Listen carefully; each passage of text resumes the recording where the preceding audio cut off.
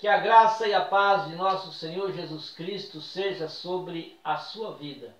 Mais uma vez aqui estamos para compartilhar com você a leitura diária da Escola Bíblica Dominical do próximo domingo, lição para jovens. Estamos estudando nessa semana a lição de número 12, uma vida exemplar diante de Deus e dos homens. Como nós podemos viver uma vida exemplar diante de Deus e dos homens? Como nós podemos dar o exemplo de verdadeiro cristão a este mundo repleto e cheio de pecados? Como nós podemos viver uma vida cristã próspera e bem-sucedida, uma vida cristã que fale a palavra de Deus através dos nossos atos, através das nossas atitudes? Diante de Deus e dos homens, nós devemos demonstrar Cristo através das nossas ações. Diante de Deus e dos homens, nós devemos expressar que somos verdadeiros cristãos através das nossas atitudes. Seja bem-vindo para esta pré-aula. Subscreva no nosso canal e visite também o nosso site www.moldado.com. No site você tem os vídeos, você tem uma mensagem escrita que introduz o assunto que aqui nós abordamos e tem também lá os slides para você baixar quando você quiser. Deus abençoe a sua vida e seja bem-vindo em nome de Jesus. Na leitura diária de segunda-feira, Hebreus capítulo 7, o versículo de número 28, Cristo, o homem perfeito. Cristo, o homem perfeito. Devemos espelhar a nossa vida em Cristo Jesus. Devemos buscar de Cristo o exemplo para viver o verdadeiro cristianismo. Em Cristo, nós encontramos as características, as qualidades de um verdadeiro cristão. Através das suas atitudes, através das suas obras, através dos seus passos, através da sua fala, Jesus ele deixou-nos gloriosos exemplos a ser seguidos. E assim devemos fazer para que possamos expressar o verdadeiro cristianismo e como nós somos cristãos, seguidores de nosso Senhor Jesus. Quem é Jesus? Apenas um homem? Um anjo? A Bíblia diz que Jesus é Deus, que veio à terra como homem. Ele foi ao mesmo tempo homem e ao mesmo tempo Deus. Jesus é a expressão exata de quem é Deus. Ele mostrou ter todo o poder de Deus na vida dele, com suas ações, e várias vezes ele se identificou com Deus em suas palavras. Jesus, ele é o Emanuel, que quer dizer Deus conosco. Então Jesus é Deus conosco. Em João capítulo 1 e o versículo de número 14 está escrito: aquele que é a palavra tornou-se carne e viveu entre nós. Vimos a sua glória, glória como do unigênito vindo do Pai, cheio de graça e de verdade. Então, Jesus, sendo 100% homem, sendo 100% Deus, ele veio a esta terra. Aqui ele palmilhou e nos deixou exemplos maravilhosos. Ele é o homem perfeito.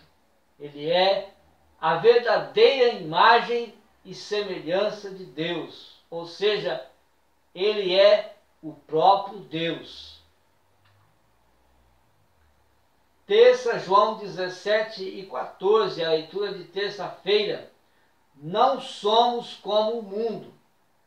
Ser um cristão neste mundo repleto de pecados está cada vez mais difícil. As batalhas são intensas, os desafios são grandes e os atrativos que o mundo oferece para o homem são fortes. Os atrativos que o mundo oferece para o homem são pecaminosos, acaba atraindo o homem, acaba atraindo o cristão a cometer pecado. As batalhas são intensas por isso.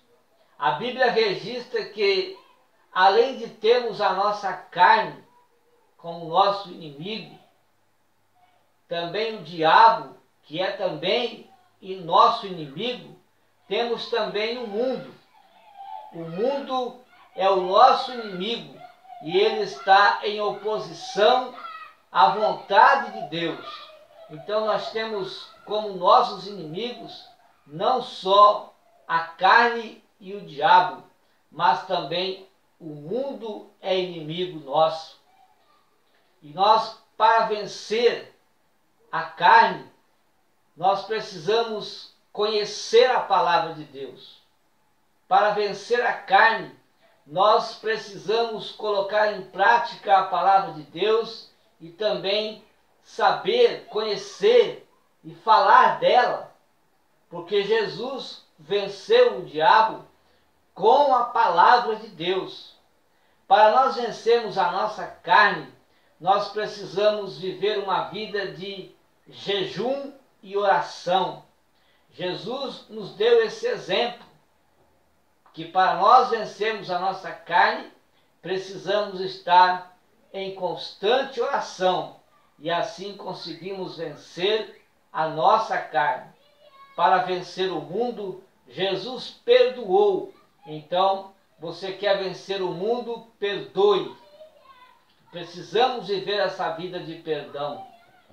Antes de dar o seu último suspiro na cruz do Calvário, Jesus, ele venceu o mundo, perdoando. Ele disse: Pai, perdoa-lhes, porque eles não sabem o que fazem. Tudo o que há no mundo não procede de Deus. 1 de João 2:16, o mundo jaz no maligno. Aqueles que amam e se tornam amigos do mundo, se tornam também inimigos de Deus e se afastam progressivamente de Deus. Acabam se desviando de Deus, ficando longe de Deus, armando ou edificando uma parede de separação entre ele e Deus, porque se torna amigo de um inimigo, de um amigo do inimigo, porque o mundo, ele é o nosso inimigo, e quem é amigo do mundo torna-se inimigo de Deus. Foi por isso que Jesus orou dizendo, ele disse em 17:14-16, ele fez uma oração: eu lhes tenho dado a tua palavra e o mundo os odiou, porque eles não são do mundo, como também eu não sou. Não peço que os tires do mundo, e sim que os guarde de todo mal. Eles não são do mundo, como eu não sou do mundo. Quarta-feira nós temos Mateus capítulo 10, o versículo de número 16.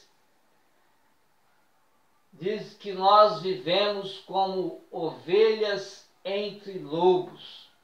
Você já deve ter ouvido alguém dizer que existem muitos lobos no meio de ovelhas dentro da igreja. Também já ouviu a expressão lobos em pele de ovelhas. Existem muitos lobos tentando se apresentarem como ovelhas na igreja. Assim como o apóstolo Paulo disse que na igreja de Éfeso, pediu para que eles tomassem conta, porque muitos lobos apareceriam para querer destruir a igreja. Isso está em Atos 20 e 29. O Senhor Jesus, quando ele enviou os seus discípulos para uma missão de evangelismo, ele disse: ide, eis que vos mando como cordeiros em meio de lobos. Como discípulos de Cristo, a nossa missão é viver como ovelha dele. Mas nós devemos ter o conhecimento, devemos saber e vigiarmos nisso, que nós estamos rodeados de lobos devoradores, homens disfarçados de crentes, mas que querem destruírem a sua vida espiritual, querem destruir a igreja, que dão mau testemunho, que não vivem aquilo que pregam e que não vivem também aquilo que ensinam e acabam destruindo a vida espiritual de muitos novos crentes, tornando-se escândalo para a igreja. Viver como ovelha no meio de lobos é crer. Como eu posso viver? Eu sou ovelha. Como eu posso viver no meio de lobos? Os Salmos 1:1 diz: bem-aventurado o varão que não anda segundo o conselho dos ímpios. Quem são os ímpios? Os ímpios são os lobos devoradores. Então não devemos andar segundo o conselho desses lobos, nem se detém no caminho dos pecadores. Quem são os pecadores? São lobos devoradores. Então não ande no caminho dos pecadores, nem se assenta na roda dos escarnecedores. Quem são os escarnecedores? São os lobos devoradores. E se você assenta-se junto com eles, se você conversa junto com eles, se você concorda com o que eles falam, você acaba também escarnecendo de Deus, porque o que sai da boca de um escarnecedor são coisas desagradáveis à presença de Deus. Porém, como é possível nós vivermos como ovelha no meio desses lobos devoradores? É possível sim, quando você mantém a sua vida em comunhão com Deus. Quando você vive a sua vida numa intimidade com Deus, sempre em oração a Deus, buscando sempre a presença de Deus, falando sempre com Deus, observando sempre a sua palavra e procurando sempre obedecer e praticar aquilo que ele diz, você então consegue viver no meio desses lobos devoradores, viver uma vida cristã autêntica e cheia de sucesso. 2 Tessalonicenses capítulo 3 e o versículo de número 13, somos convocados para fazer sempre o bem. O cristão sempre procura fazer o bem. Quem é seguidor de Jesus deve ser um fazedor de bem. Jesus, ele nos resgatou para sermos novas criaturas. E quando nós somos novas criaturas, nós passamos a ser úteis para a sociedade. Passamos a viver uma vida em Cristo, ajudando a sociedade, abençoando a sociedade, sendo úteis à sociedade. Ao fazer o bem, nós expressamos o sal e a luz que somos para este mundo em trevas. Quando você faz o bem para o seu semelhante, para qualquer pessoa, você está expressando, você está mostrando para o mundo e para as pessoas que Jesus está na sua vida e que você faz o bem não para ser salvo, mas você faz o bem porque você está em Cristo e já é uma pessoa salva em Jesus. No seu discurso das bem-aventuranças, Jesus abençoou vários tipos de pessoas que fazem o bem. Jesus abençoou os pobres em espírito, abençoou os que choram, os humildes, abençoou os que têm fome e sede de justiça, abençoou os misericordiosos, os puros de coração, os pacificadores. Jesus abençoou aqueles que são perseguidos por causa da justiça. Com essas bênçãos, Jesus subverteu muitos valores deste mundo que dão mais importância à força, ao poder e ao sucesso. Então, o que Jesus fez? Quando Jesus abençoou esses tipos de pessoas, Jesus colocou os valores deste mundo, Jesus colocou por baixo e elevou os pobres em espírito, elevou os que choram, os humildes, os que têm fome e sede de justiça. Jesus os elevou, deu mais importância do que a força, do que o poder e do que o sucesso e a fama desse mundo. Jesus mostrou que as verdadeiras bênçãos, que são bênçãos eternas, pertencem àqueles que são dedicados às coisas de Deus. Então Jesus aqui estava mostrando também que as verdadeiras bênçãos dos céus, as bênçãos eternas, elas são para aqueles que são dedicados às coisas de Deus, que são dedicados à obra de Deus, ao trabalho de Deus, ao serviço de Deus, ao reino de Deus. Segunda carta de Paulo aos Coríntios, capítulo 13, e o versículo de número 11, é a leitura de sexta-feira, fala sobre o Deus da paz. Quem é o Deus da paz?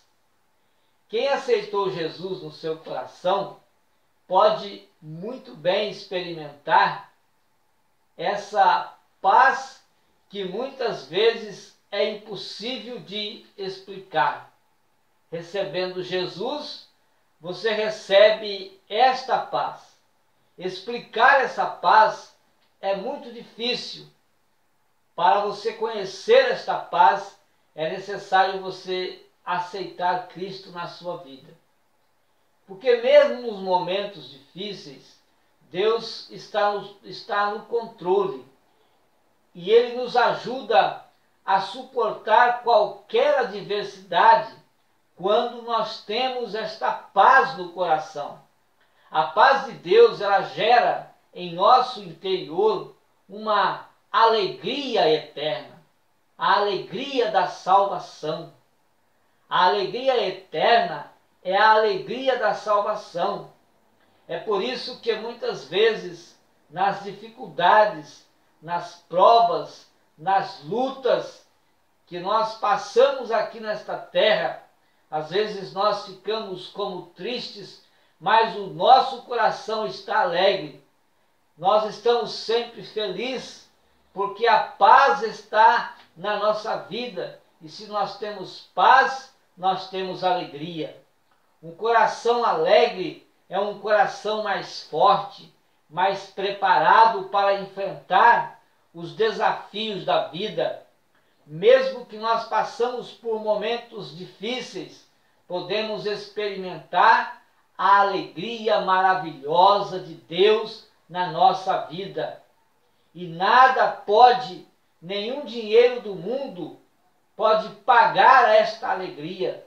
Nenhum dinheiro do mundo pode comprar esta alegria. Você quer esta alegria? Receba Jesus Cristo na sua vida. Você quer esta alegria no seu coração? vinda diretamente de Deus, receba Jesus na sua vida. Jesus Cristo é o único que pode conceder a você a alegria da vida eterna. É impossível não sentir esta alegria se olharmos para o grande e perfeito amor de Deus por nós. Quando nós olhamos para a cruz, quando nós olhamos para o sacrifício de Jesus Cristo, que fez por nós, para perdoar os nossos pecados, para salvar a nossa alma, para nos tirar do lamaçal do pecado, de um charco de lodo horrível.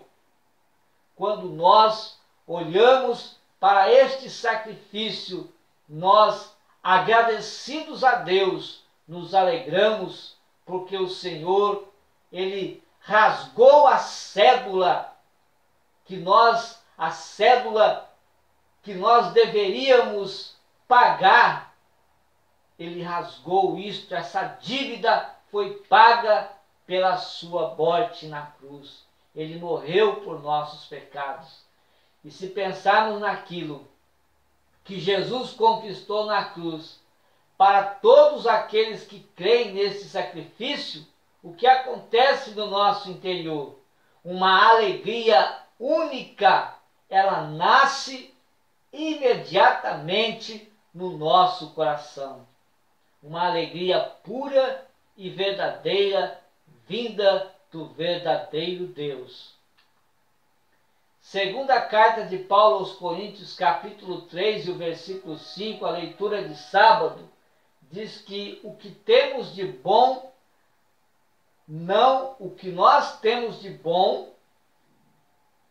o que temos de bom não procede de nós mesmos. O que temos de bom procede de Deus e não de nós. O homem é sempre ruim, o homem é sempre mau, mas Deus é bom. E às vezes o homem é bom, sempre o homem vai ser bom, porque Deus está na vida dele. Todos somos chamados a sermos homens e mulheres de Deus. Ser homens de Deus significa seguir a Deus e obedecer aos seus mandamentos. Somos bons porque Deus é bom. Ah, se não fosse Deus, todos os homens seriam ruins, todos os homens seriam maus, mas o homem se torna bom porque Deus é bom. Ele está em nossa vida através da sua palavra.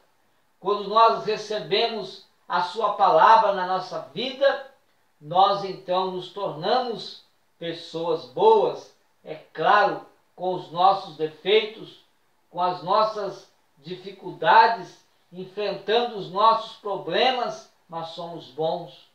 Deus se agrada de pessoas que vivem de maneira correta, pessoas que rejeitam o pecado e faz sempre o bem. Mas só podemos viver como homens de Deus com a ajuda de Jesus. Só podemos viver como homens de Deus com a ajuda de Jesus. Ele muda nossos corações para sermos mais parecidos com Ele. Jesus muda a nossa vida e nós recebemos essa mudança na nossa vida, começamos então a parecermos com Ele. Isso nos torna bom e essa bondade, ela vem de Deus e não é do próprio homem. www.moldado.com é o endereço do nosso site. Faça lá uma visita. Lá você tem os vídeos, uma mensagem introdutória do assunto que abordamos aqui e os slides para você baixar quando você quiser. Vamos passar para o momento das reflexões. Primeira reflexão: por que devemos tomar Cristo como nosso maior exemplo a ser seguido? porque ele é um homem perfeito em quem somos aperfeiçoados. Jesus é o homem perfeito no qual nós podemos aperfeiçoar a nossa vida olhando para o exemplo que ele deixou para nós, até a medida completa de nossa espiritualidade. Quem ama Jesus tem o prazer de segui-lo, tem prazer em seguir, pois ele é o perfeito exemplo a ser seguido. Então, você que quer ser uma pessoa melhor, você que quer mudar a sua vida, então olhe sempre para Jesus, porque Jesus é o exemplo perfeito para ser seguido. Seguir Jesus é dedicar sua vida a Ele. Seguir Jesus é deixar para trás a velha vida, a vida que foi dominada pelo pecado, ela é deixada para trás quando você quer seguir a Jesus. Seguir é andar nos passos de Jesus. Seguir é quando você pisa onde Jesus pisou, tentando ser mais parecido com Ele, buscando a cada dia ser parecido com o Cristo. E assim fazendo, você pode também obedecer os seus mandamentos. Então, seguir é andar nos passos de Jesus, tentando ser mais parecido com Ele e obedecendo sempre a sua palavra, obedecendo sempre os seus mandamentos. Quem segue Jesus certamente vai enfrentar os desafios da vida. A vida, ela é cheia de desafios. A vida em Cristo tem muitos desafios. A vida de Cristo não é só vitória, como dizem por aí, agora é só vitória. Não, Jesus disse que no mundo tereis aflições, no mundo tereis problemas, no mundo tereis dificuldades, mas quem segue Jesus certamente vai enfrentar desafios, e esses desafios hão de ser vencidos em nome de Jesus, porque você está andando com Ele. Seguir Jesus significa estar pronto a mudar os seus pensamentos, estar pronto para mudar as suas atitudes, e mudando os seus pensamentos e as suas atitudes, você o agrada. E quando você o agrada, você preciosamente é abençoado por Ele. Para muitas pessoas seguir Jesus significa abrir mão de coisas importantes, principalmente aqueles que têm chamadas específicas para seguir Jesus. Então ele abre mão de coisas importantes da sua vida, como, quem sabe, a sua casa, o sucesso da profissão. Também ele abre mão da companhia de pessoas queridas. E há pessoas que têm uma chamada ainda mais específica, que ele abre mão até da sua família para seguir Jesus. Mas no fim de tudo isso, a recompensa é muito grande. A recompensa é gloriosa, porque ele tomou uma decisão na sua vida de seguir Jesus, o Salvador da humanidade. Qual a diferença entre respeitar o exemplo dos heróis da fé e idolatrar os santos que vieram antes de nós? Os santos do Antigo e do Novo Testamento foram pessoas como nós, sujeitos às mesmas tentações, por isso eles não devem ser adorados. Entretanto, seu exemplo, o exemplo que eles nos deixaram, é extremamente positivo e inspirador para cada cristão nos dias de hoje. Há um conjunto de cristãos que são exemplares e que viveram nesta terra. Eles são dignos de nosso respeito e de nossa consideração. Nenhum deles salva. Também eles não são capazes de transformar a vida de ninguém, mas são exemplos que devem ser seguidos. Devemos nos espelhar também na vida desses homens, que em meio a tanta corrupção, eles optaram por viver a pureza do Evangelho. A vantagem de olhar para a vida desses santos homens de Deus é perceber que o reino de Deus já está entre nós. O que Paulo deseja ensinar aos Tessalonicenses quando os orienta a não se misturarem com o mundo é a terceira reflexão. Paulo deseja que os valores e os princípios dos cristãos sejam guiados, sejam dirigidos pela Bíblia Sagrada e nunca por conceitos do mundo. Quando nós baseamos a nossa experiência na Bíblia, somos verdadeiramente felizes, porque a Bíblia ela nos dá uma luz, ela abre caminhos, ela nos orienta, ela nos aconselha como nós vivemos uma vida cheia de paz, cheia de alegria e feliz, mesmo em meio a um mundo de trevas. Deus se revela a nós através da sua palavra. Através da Bíblia, nós podemos diferenciar o certo e o errado. Nós podemos aprender a viver de maneira que agrada a Deus através da Bíblia. Você está valorizando e aplicando a palavra de Deus na sua vida?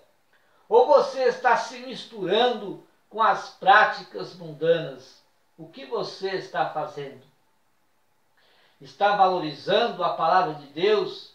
Está aplicando a palavra de Deus na sua vida? Está colocando em prática na sua vida diária a santa palavra de Deus? Ou você está misturado com as práticas deste mundo pecaminoso? A quarta reflexão: qual a sugestão de Paulo para os cristãos em Tessalônica viverem uma vida sossegada? A sugestão de Paulo era que eles trabalhassem com dedicação e entusiasmo. Quando os tessalonicenses souberam que Jesus viria buscar a igreja e que eles seriam levados para o céu, eles achavam que Jesus viria logo naqueles dias, então pararam até de trabalhar, não queriam trabalhar mais. E Paulo então ensinou para eles que eles deveriam trabalhar. E até está registrado na Bíblia Paulo dizendo que aquele que não trabalha é bom que não coma também. A dedicação e o ânimo para qualquer atividade diária está relacionada com uma vida de pura comunhão com Deus. A verdadeira tranquilidade vem de saber que Deus nos ama e está no controle de todas as coisas. Quando nós adquirimos fé que Deus está conosco, que Deus está no controle de todas as coisas, que quando nós colocamos Deus em primeiro lugar na nossa vida e temos fé que Ele está dirigindo a nossa vida, então nós ficamos tranquilos, nós ficamos em paz, nós ficamos alegres, mesmo quando tudo à nossa volta parece estar turbulento. Nós podemos encontrar essa tranquilidade em Jesus Cristo. Ele é mais forte, muito mais forte que os nossos problemas e nunca nos abandonará, se nós permanecermos em comunhão com Ele. A salvação e a paz que Jesus nos trouxe conforta e acalma o nosso coração. Nós ficamos calmos, o nosso coração fica calmo, a nossa vida fica transformada, alegre e feliz, porque a salvação, porque estamos desfrutando da salvação e da paz que Jesus nos deixou. Ele disse: deixo-vos a paz, a minha paz eu vos dou, não vou lá dou como o mundo a dá, porque o mundo não oferece paz para ninguém. O mundo só oferece coisas para que o homem peque, através dos seus atrativos, através das suas distrações, através de entretenimentos. O mundo está oferecendo para o homem formas como ele pode pecar. E muitos que não têm Deus na sua vida, que não vivem em comunhão com Deus, acabam se entregando nesta vida e vivendo uma vida sem Deus e sem salvação.